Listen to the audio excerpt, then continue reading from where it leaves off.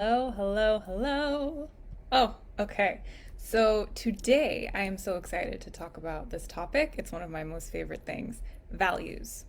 So I'm going to touch on the importance of values, how to identify your values, why that is important, and then also share a really powerful yet simple exercise for you to identify what those values are for you. So, without a clear sense of our top values, we feel stuck, to say the least. We feel stuck. We feel like we're just like wandering around. We maybe feel like we're wasting our time. We feel a sense of anxiety. I've heard many clients say that without a clear sense of their values, they lack direction. They feel purposeless and they really lack that enthusiasm and that vigor for getting up out of bed in the morning. And see, for many of us, especially us deep feelers, the problem isn't that we don't know what our values are. Yeah, like that's not the problem. So I don't want to hear, "Oh, I don't know what my values are." You do. That's not the problem. The problem is that we're ashamed. We're ashamed. We're ashamed of living our own true, authentic values as opposed to living the ones that we've been given. Yeah? So we're ashamed to be living from our own true, unique values as opposed to the ones that we have been handed down. And so, really briefly, to touch back on shame, that is when there is this perceived block towards our sense of safety, belonging, contentment, or joy.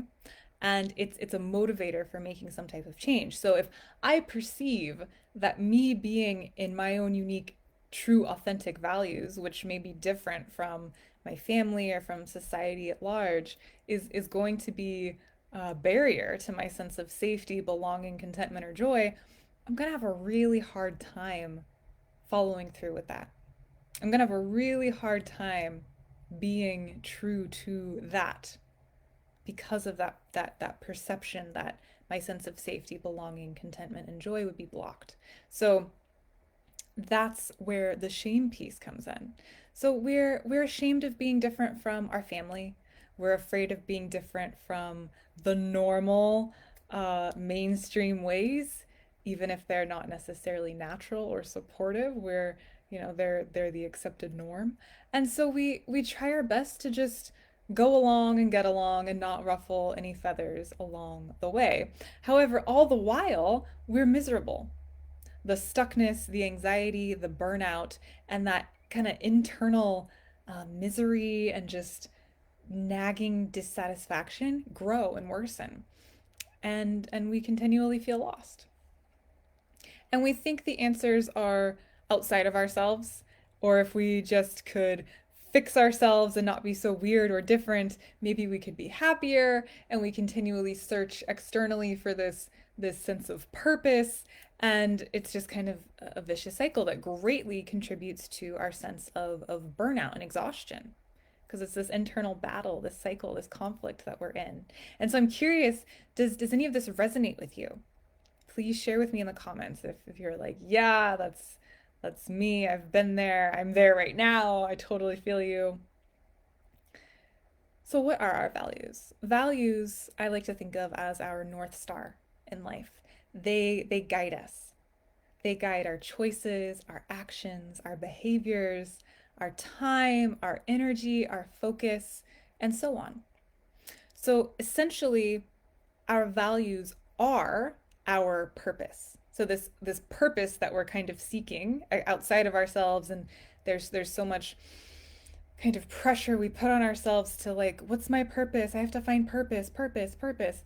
It's like, well, if we can kind of slow down and reel it in, our values are our purpose. Our purpose is to live our values.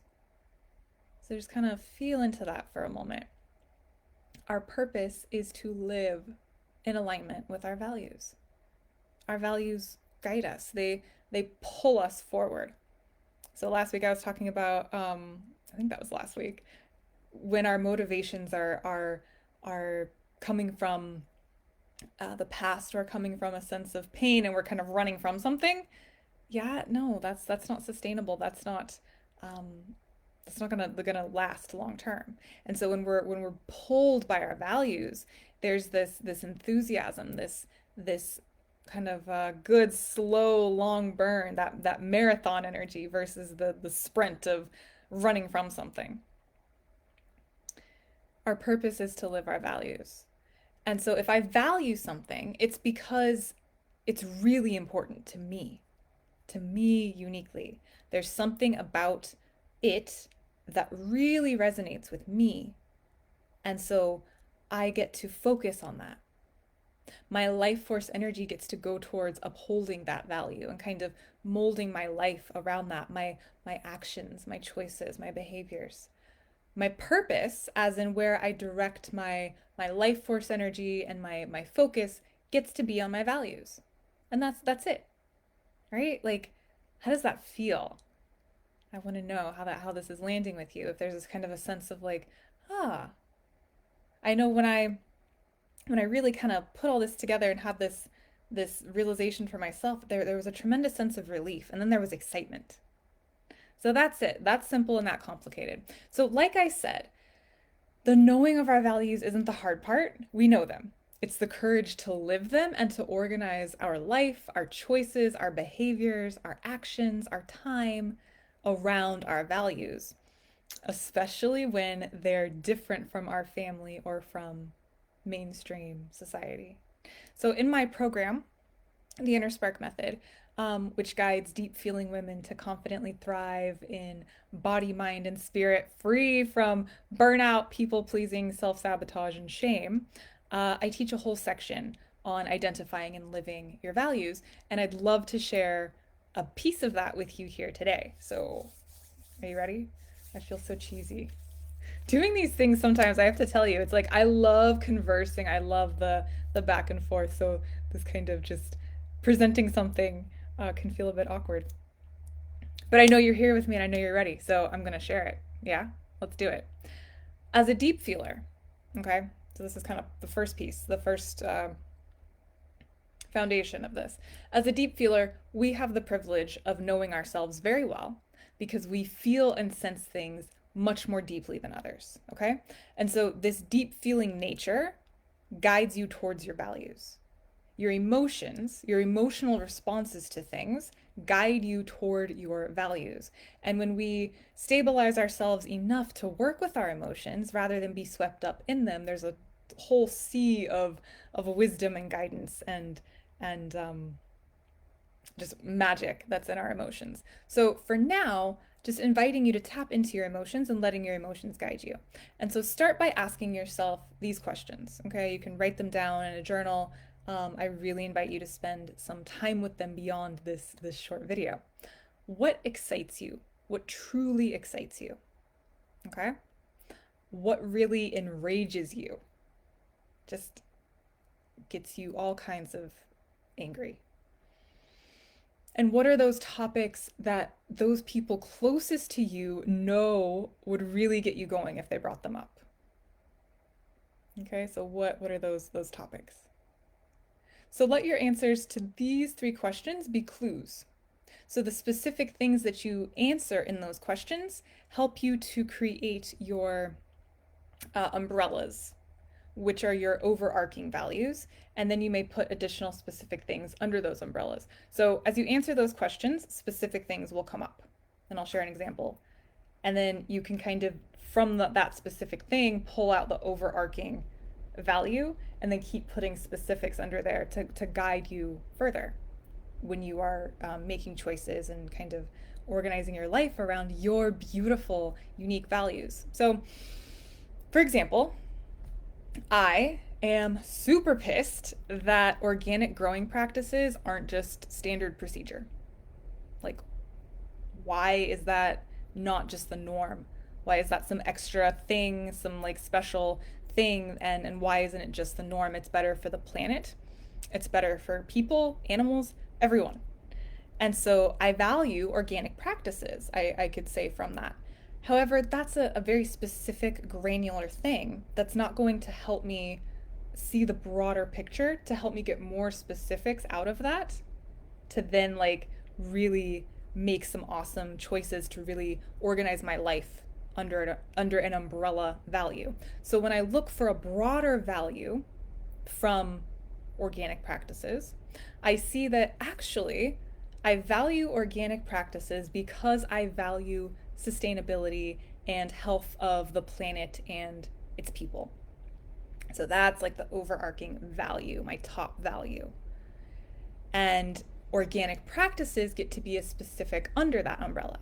Another specific item under my value of sustainability and health of people and planet could be renewable energy sources, like putting solar panels on my home, electric vehicles,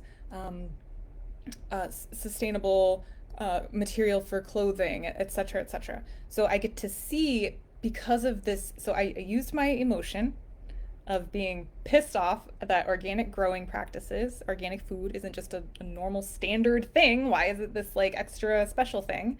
Why are chemicals the norm? And I get to actually see the broader value from that. And so I invite you to go through this and pick out 3 top values and then begin to see specifics under that you can begin to kind of check yourself against and really organize your life and your behaviors and your choices around these things to really guide your sense of purpose. And so it's really can be quite fun when you have those umbrellas because then the specifics can be really endless and you're constantly learning new things and growing and evolving, and it becomes a very fruitful, nourishing, fun experience of knowing yourself and really practicing sacred activism, honestly. So the values guide us, they're core to who we are, they're us, and then they're us in action as we get to take action with those specific things that we put under our umbrellas, and they guide our purpose, guide our time and our resources and our energy. And so that's what I have for you today. I love this topic. I would love to hear your top 3 values in life. And so share those with me in the comments after you've completed this exercise, and let's inspire each other, maybe some specific actions and things that we might want to take based on our top umbrella values. This is now the symbol for your umbrella overarching value. So let me know how this practice served you. Share with me in the comments.